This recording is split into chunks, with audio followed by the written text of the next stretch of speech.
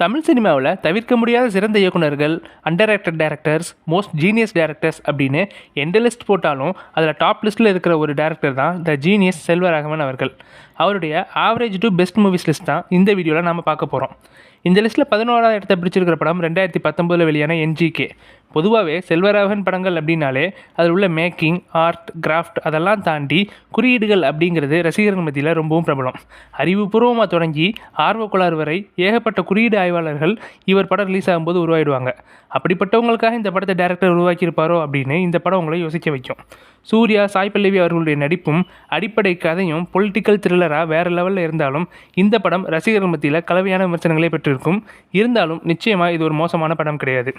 அடுத்ததாக 10வது இடத்துல இருக்கிற படம் 2022 வெளியான நானே வருவேன். இந்த படத்தில் நடிகர் தனுஷ் அவர்களுடைய கதைக்கு திரைவடிவம் கொடுத்திருப்பார் இயக்குனர் செல்வராகவன் அவர்கள். ஒரு அருமையான குட் வெர்சஸ் டெவில் அப்படின்ற கான்செப்டில் உருவாகி இருக்க வேண்டிய படம். ஆனால் ஈவில் கேரக்டரை கரெக்டாக ஸ்கெட்ச் பண்ணாததால் சற்றே பின்னடைவை சந்தித்த படம்னே சொல்லலாம். இதில் கதிர் கேரக்டருடைய நடிப்பு சிறப்பானதாக இருந்தாலும் கதாபாத்திர தன்மையுடைய பலவீனமே இந்த திரைக்கதை முழுமையான திருப்தி தராமல் போனதுக்கு ஒரு காரணமாக அமைஞ்சிருக்கும். இந்த லிஸ்ட்டில் 9வது இடத்துல இருக்கிற படம் 2013 வெளியான 2ஆம் உலகம். தமிழ் சினிமாவில் ரொமான்டிக் ஃபேண்டசி மூவிஸ் அப்படின்ற ஜானர் இப்போ வரைக்கும் ரேர் அப்படின்னு தான் சொல்லணும். ஓமை கடவுளே, கிஸ் மாதிரியான படங்கள் இப்போ வந்திருந்தாலும் கூட இந்த ஜானருக்கான பஞ்சம் இப்போவும் தமிழ் சினிமாவில் இருக்குது. அந்த குறையை 2013 தரமான முறையில் தீர்த்து வச்சு அந்த வகை படங்களுக்கான ஒரு திறப்பை உருவாகி இருக்க வேண்டிய 2ஆம் உலகம் அதை செய்ய முடியாமல் போனதுக்கு காரணம் எமோஷனல் கனெக்ட் அப்படின்ற விஷயம் மிஸ் ஆனது தான்.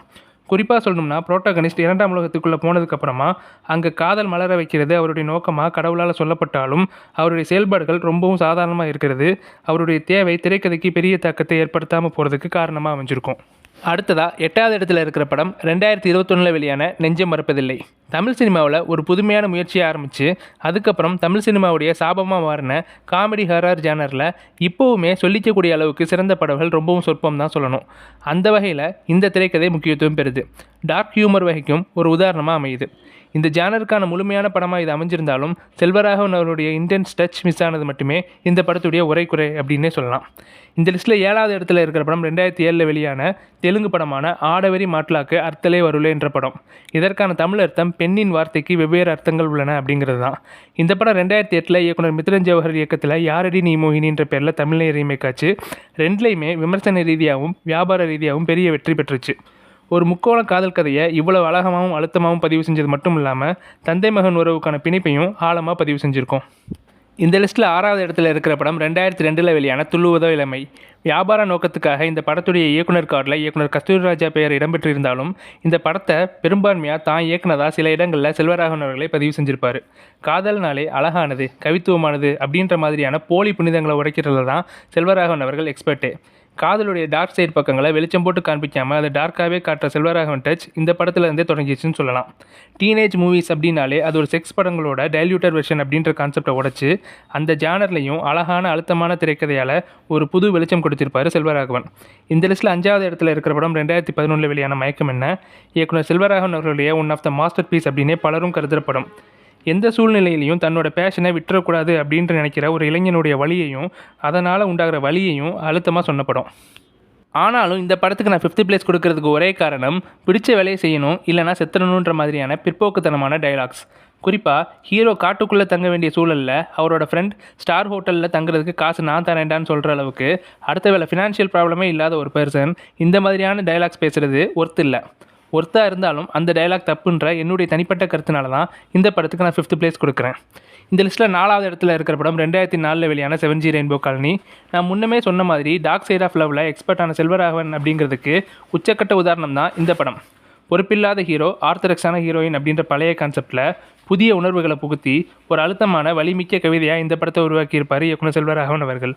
ஒரு தேவதாஸ் பாணி திரைக்கதையுடைய அப்டேட்டட் வெர்ஷனான இந்த கதை தமிழ் சினிமாவில் ஒரு தவிர்க்க முடியாத இணையான கார்த்திக், அனிதா அவர்களுடைய உறவு சிக்கலை உளவியல் ரீதியாக அணுகி காதலுடைய புதிய பரிமாணத்தையே புதுமையாக சொல்லியிருக்கும்.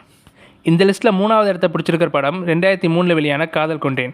இந்த படத்தில் வர புரோட்டகனிஸ்ட் வினோத்துடைய கேரக்டர் ஜார்னி பற்றின ஒரு டீட்டெயில் அனலைசிஸ் வீடியோ ஆல்ரெடி நம்ம சேனலில் போட்டிருப்போம்.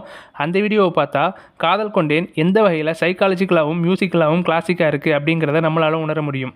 ஒரு தனி மனிதனுடைய தாழ்வு மனப்பான்மை, காதல், குற்ற உணர்ச்சி, வலி, பொசசிவ்னஸ், சைல்ட்ஹுட் ட்ராமா, அதனால் உண்டாகிற மனப்பிறழ்வு அப்படின்னு ஒரு முழுமையான வாழ்க்கையை எந்தவித மேற்பூச்சும் இல்லாமல் வெளிப்படையாக சொல்லியதன் மூலம் இயக்குனர் செல்வராகவன் அவர்கள் அதுவரைக்கும் தமிழ் சினிமாவில் சொல்லப்பட்டு வந்த பல மேலம்போக்கான சிந்தனைகளை உடைச்சிருப்பார்.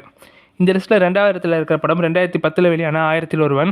சினிமாவில் சொல்லப்படுற 24 கிராஃப்ட்லையும் புதுமையை புகுத்தி ஒரு பிரம்மாண்ட படைப்பை கலைநயத்தோடு உருவாக்க செல்வராகவனால் முடியும் அப்படிங்கிறத உலகுக்கு உணர்த்திய படம் அப்படின்னு இந்த படத்தை நம்ம சொல்லலாம்.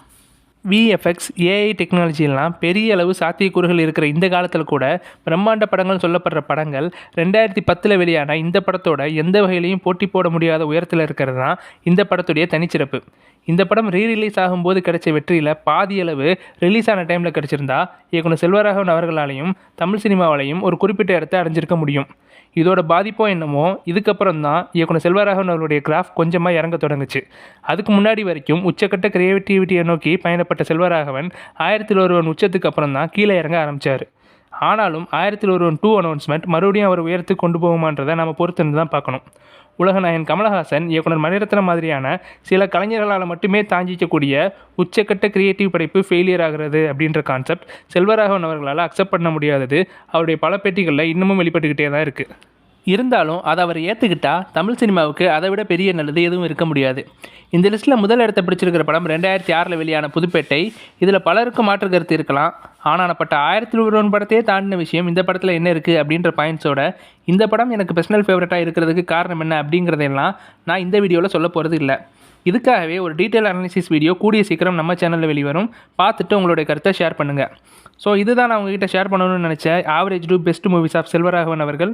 இந்த வீடியோவுக்கு உங்களுக்கு மாற்று கருத்து, அதாவது மாற்று வரிசை இருந்தால் கமெண்ட்டில் டீட்டெயில்டாக சொல்லுங்கள். ஹேராம் படத்துடைய ஆரம்பத்தில் சாகேத் ராமுடைய பேரன் அவரை பற்றி சொல்லும்போது சாகேத் ராம் தங்கிட்ட கதை சொல்லும்போது எது உண்மை எது பொய்ன்னு தெரியாத அளவுக்கு சொல்லுவார். அதாவது பயோகிராஃபிக்கல் ஃபிக்ஷன் அப்படின்னு சொல்லுவார். இதே சாகேத் ராம் மைத்திலி கிட்ட காந்தியுடைய பயோகிராஃபியாக செமி ஃபிக்ஷன்னு மென்ஷன் பண்ணுவார். இதுக்கு அர்த்தம் ஒருத்தர் தன் கதையை தானே சொல்லும்போது அதில் முழு உண்மையும் இருக்காது அப்படின்றது தான். இந்த வகையில் தான் நாம் புதுப்பேட்டை கொக்கிக்குமார் கேரக்டரையும் அணுகணும். இந்த 2 கேரக்டருக்கும் இருக்கிற இன்னொரு ஒற்றுமை, ரெண்டுமே கதை சொல்லும்போது மென்டல் இல்னஸ் கொண்டது அப்படிங்கிறது தான். ஒரு சாதாரண கேரக்டர் தன்னை பற்றி சொல்லும்போதே தன்னை அறிஞ்சும் அறியாமலும் பொய்யை சேர்க்கும்போது மென்டல் இல்னஸ் கேரக்டரை பற்றி சொல்லவே வேணாம். ஆரம்பத்தில் தன் அம்மாவுடைய இறப்பை பார்த்து ட்ராமடைஸ்டு ஆகும் கொக்கிக்குமாருக்கு தான் அப்பா தன்னை கொல்ல போகிறாருன்ற விஷயம் அவனோட பயத்தை பல மடங்கு அதிகமாக்குது. சின்ன வயசுலேயே உருவாகிற அந்த பயம்தான் அவனோட வாழ்நாள் முழுவதும் தொடருது.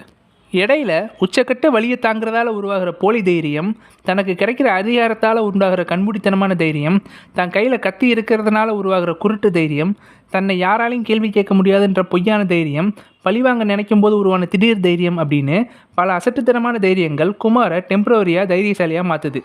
ஆனால் அந்த அசட்டுத்தனமான தைரியங்களே ஒன்றா அவனுக்கு எதிராக திரும்பும்போது பழைய பயந்த சுபாவம் உள்ள உண்மையான கொக்கிக்குமார் கொஞ்சம் கொஞ்சமாக வெளியே வருவான்.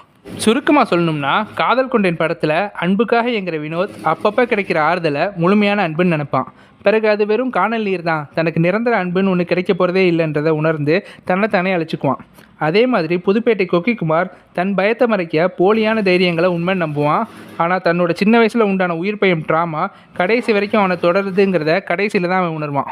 என்னதான் கிளைமேக்ஸில் இந்த கதைக்கு தேவையான ஒரு பாசிட்டிவ் எண்டாக அமைஞ்சாலும் அந்த வாழ்க்கையும் நிலையில்லாதது அப்படின்றது சந்தர்ப்பவாத அரசியலை முழுசாக புரிஞ்சுக்கிட்ட கொக்கிக்குமாருக்கு நல்லாவே தெரியும். ஜிகர்தண்டா படத்தில் வர்ற அழுகுனிக்குமார் கேரக்டரை பற்றி கார்த்திக் கேரக்டர் சொல்லும்போது ரியல் லைஃப்பில் தன்னை ரவுடியாக காட்டுற பலரும் உண்மையிலேயே ஜோக்கர் தான் அப்படின்னு சொல்லும். அந்த வகையில் பயந்த கேரக்டராகவும் சின்னதாக மனநலம் பாதிக்கப்பட்டதாகவும் அமைஞ்ச கொக்கிக்குமார் சொல்கிற சம்பவங்கள் உண்மையாக இருந்தாலும் அதில் தன்னை தைரியமாக காட்டிக்கிற விஷயங்கள் உண்மையா அப்படிங்கிறது கேள்விக்குறி தான். இந்த கதை யதார்த்த கதைக்களத்தில் அமைஞ்ச யதார்த்த மனிதர்களோட கதையாக இருந்தாலும் இது யதார்த்த சினிமா கிடையாது. கரெக்டான அளவில் ஃபேண்டசி சேர்க்கப்பட்ட காமிக் டைப் சினிமா தான். இந்த காம்பினேஷனில் யோசிக்கிறதே ஒரு பெரிய சேலஞ்சாக இருக்கும்போது அதை சினிமாவாகவே எடுக்கிற துணிச்சல் அந்த டைம்லேயே இயக்குனர் செல்வராகவன் கிட்டே இருந்தது ஒரு வியப்பு தான். ஒரு கேங்ஸ்டர் வகை திரைப்படத்துக்கு ஒரு புது இலக்கணத்தையே உருவாக்கின படம்னு இதை உறுதியாக சொல்ல முடியும். அது வரைக்கும் ஒரு தமிழில் கேங்ஸ்டர் மூவி அப்படின்னாலே அது மக்களுக்கு நல்லது செய்ய நினைக்கும் ஒரு சாமானியன் அதிகாரத்தை எதிர்க்க வேண்டிய சூழலில் கேங்ஸ்டராக மாறுறான் அப்படின்ற ஒரு பொதுநல நோக்கம் கொண்ட ஹீரோவை பற்றின கதையாக தான் இருக்கும். ஆனால் 2006 வெளியான இந்த படம் ஒரு சுயநலமிக்க ஒரு ஆசாமி தன்னுடைய சுய தேவைக்காக கேங்ஸ்டராக மாறுறான்ற வகையில் அமைஞ்சிருக்கும். இதில் புரோட்டகனிஸ்ட் ஒரு கட்டத்தில் அரசியல்வாதியாக மாறுற சூழ்நிலையில் கூட மக்களுக்கு நல்லது செய்கிற விதமான காட்சி அமைக்காதது இந்த கதைக்கு தேவையான நியாயத்தை கொடுத்துருக்கோம். பொதுவாகவே அரசியல்வாதிகளுக்குள்ளே இருக்கிற ரவுடிசத்தை டைலாக்காகவும் காமெடியாகவும் சொல்லிட்டு வந்த தமிழ் சினிமாவுக்கு மத்தியில் அதை விஷுவலாகவும் இன்டென்ஸாகவும் இந்த படத்தில் பதிவு பண்ணியிருக்கிற அளவுக்கு இதுக்கு முன்னையும் பின்னையும் வேறு எந்த படமும் பதிவு பண்ணியிருக்காது. அந்த சீன் எதிர்க்கட்சி தலைவர் தமிழ்ச்செல்வன் தன்னுடைய வேட்பாளர்களை அறிவிக்கிற சீன் தான். அது வரைக்கும் தன்னை ஒரு அதிகாரமிக்கவனாகவும் மற்றவங்களுக்கு தம் மேலே உள்ள பயத்தை பற்றி ஓவர் கான்ஃபிடென்ட்டாக நினைக்கிற கொக்கிக்குமார் தன்னுடைய பழைய பயத்தை உணர்கிற தருணமாக அந்த சீன் அமைஞ்சிருக்கும். தன்னை வேட்பாளராக தலைவர் அறிவிக்காததால் உணர்ச்சி வசப்படும் கொக்கிக்குமார் வேட்பாளரை மிரட்ட கத்தி எடுக்க, நீ கத்தியை காட்டினா பயப்பட நாங்கள் போலீஸோ பொதுஜனமோ இல்லை அப்படின்னு சொல்கிற அரசியல்வாதி, தம் மீது ஆசிட் ஊற்ற வர அரசியல்வாதி அப்படின்னு பலரை பார்த்தும் கொக்கிக்குமார் பயப்பட தொடங்க, அந்த சமயத்தில் தலைவர் குமாரை அடிப்படை உறுப்பினர் பதவியிலேருந்து நீக்க அதிகாரத்திலேருந்து அனாதையாக்கப்பட்ட கொக்கிக்குமார் உச்சகட்ட பயத்துக்கு போகிறான். இங்கே இருக்கிறவனுங்கள்லாம் நாம் நினைக்கிற மாதிரியான சாதாரண ஆள் கிடையாது அப்படிங்கிறது கொக்கிக்குமாரோட சேர்த்து ஆடியன்ஸுக்கும் உணர்த்துற விதத்தில் இந்த சீன் ஒரு கிளாசிக் தான். அடுத்த கிளாசிக் சீன் கொக்கிக்குமார் செல்விக்கு தாலி கட்டுற சீன். இது கதையோட போக்கையே மொத்தமாக மாத்திர மூமெண்ட். அது வரைக்கும் சந்தர்ப்ப சூழலால் அன்பு கேங்கில் சேர்றது, தாங்க முடியாத உச்சக்கட்ட வழியில் மூர்த்தியோட தம்பியை போடுறது, கிருஷ்ணவேணிக்காக அன்பை கொள்வது, தன்னோட முயற்சியால் அன்பு இடத்துக்கு போகிறது, அந்த இடத்த தக்க வைக்க கொலை பண்ணுறது, தன்னோட அம்மாவை கொண்டதுக்காக தன் அப்பாவே கொள்றதுன்று தனக்குரிய நியாயத்தில் தன்னம்பிக்கையோடு போகிற கொக்கிக்குமாரோட பயணத்தை மொத்தமாக முடிச்சு விடுற மூமெண்ட்டாக அது அமைஞ்சிருக்கும். தனக்கே இது தப்புன்னு தெரிஞ்சிருந்தும் உச்சக்கட்ட அதிகார திமிரோடு செஞ்ச அந்த செயலால் தான் குமார் தன்னுடைய அண்ணன் ஸ்தானத்தில் இருக்கிற ரவியை துரதிருஷ்டவசமாக இழக்கிறான். செல்வியுடைய அண்ணன் மணி ஆப்போசிட் கேங்கில் சேர்றான். அதனால் குமார் கோர்ட்டில் அவனை பிளாக்மெயில் பண்ண செல்வியோட உச்சக்கட்ட பேர் சம்பாதிக்கிறான். செல்வியோடு இருக்கிற நிம்மதியான வாழ்க்கை பிடிச்சி போக அதை நிலைநிறுத்த தலைவர்கிட்ட சீட்டுக்காக சண்டை போடுறான். அதுக்கப்புறம் தான் தன்னுடைய உயரத்திலிருந்து சரிய ஆரம்பிக்கிறான். இந்த காட்சி ஸ்க்ரீன் பிளே ஃபார்மேட்டான 3 ஆக்ட் ஸ்ட்ரக்சரில் செகண்ட் பிளாட் பாயிண்ட்டுக்கான ஒரு சரியான உதாரணமாகவும் அமைஞ்சிருக்கும். மேலும் ஒரு சீன் அடுத்து வர்ற பல சீன்களுக்கு தேவையான இன்டென்சிட்டியை கொண்டிருக்கணுன்ற திரைக்கதை விதிக்கும் பொருந்தியிருக்கும். எழுத்தாளர் பாலகுமாரன் அவர்களுடைய அழுத்தமான பங்களிப்பும் இந்த திரைக்கதைக்கு பெருமளவு உதவி இருக்கும். எந்த ஒரு காட்சியிலையும் பஞ்ச் டைலாக் ஃபார்மேட்டில் அமையாத அதே நேரம் ரொம்பவும் ஆழமிகுந்த அழுத்தமான வசனங்கள் படத்துடைய குவாலிட்டியை பெருமளவு உயர்த்தியிருக்கும். நாயகன் படத்துக்கு கிளாஸாகவும் பாட்ஷா படத்துக்கு மாசாகவும் டைலாக் எழுதின இதே எழுத்தாளர் தான் புதுப்பேட்டைக்கு சட்டிலாகவும் கிரவுண்டடாகவும் எழுதியிருப்பார். எழுத்தாளராக பேர் வாங்கணுன்ற எண்ணம் இல்லாமல் இயக்குனர் செல்வராகவன் அவர்களுக்கு எண்ணத்துக்கு முழு உரிமையும் கொடுத்துருப்பார். தன்னால் இந்த கேரக்டரை கேரி பண்ண முடியுமான்னு தனுஷுக்கு இருந்த தயக்கத்தை உடைச்சதே பாலகுமாரன் அவர்கள் தான். இதை தனுஷ் அவர்களே ஒரு பேட்டியில் சொல்லியிருப்பார். சினிமாவில் எழுத்தாளர் பாலகுமாரன் அவர்களுடைய அழுத்தமான பங்களிப்பை பற்றின டீட்டெயில்டு வீடியோ ஆல்ரெடி நம்ம சேனலில் போட்டிருப்போம். பார்க்காதவங்க போய் பார்க்கலாம். தன்னுடைய ஆரம்ப காலகட்டத்திலேயே துள்ளுவதோ இளமை, காதல் கொண்டேன், 7G ரெயின்போ காலனி மாதிரியான அழுத்தமான சோதனை முயற்சியில் தொடர்ச்சியாக வெற்றி கண்ட இயக்குனர் செல்வராகவன் அவர்களுக்கு அதனாலேயே மக்கள் மேலே உண்டான அதீத நம்பிக்கை காரணமாக அதை விட பல மடங்கு அழுத்தமாகவும் சோதனை முயற்சியாகவும் உருவாக்கின புதுப்பேட்டை ஏமாற்றத்தை கொடுக்குது. தன்னுடைய கேரியரில் அவர் உருவாக்கின சிறந்த படம் அவருக்கு பெரிய தோல்வியாக அமையுது. வழக்கம் போல் ரீரிலீஸில் பெரிய வரவேற்பை பெற்று தமிழ் சினிமா வரலாற்றில் ஒரு தவிர்க்க முடியாத கல்ட்டு கிளாசிக் படைப்பாக மாறுது. வால் சைஸ் கூட இல்லாத தனுஷ் இத்தனை கொலை பண்ண முடியுமா? குமார் தன்னுடைய ஃபர்ஸ்ட் நைட் பற்றின விவரிப்புகள் ஆபாசமானது. மூர்த்தியை கொல்ல வந்த குமார் வெயிட் பண்ணி கொள்வது அபத்தமாக இருக்குது. படம் ரொம்பவும் வன்முறையாக இருக்குது. இப்படி இன்னும் பல அர்த்தமற்ற விமர்சனங்கள் படத்தோட வெற்றியை பாதித்தது. அந்த டைமில் குறைகளாக சொல்லப்பட்ட அந்த எலமெண்ட்ஸ் தான் பின்னால் இந்த படம் கிளாசிக்காக மாறவும் ஹெல்ப் பண்ணியிருக்கும். அந்த மாதிரியான விமர்சனங்கள் உருவாகிறதுக்கு வெறுமன விமர்சகர்களின் வன்மம் மட்டும் காரணம் இல்லை. அதுக்கு முன்ன வரைக்கும் தமிழில் இன்டென்ஸாகவும் புதுமையாகவும் இப்படி ஒரு படம் வராததும் காரணம்தான்.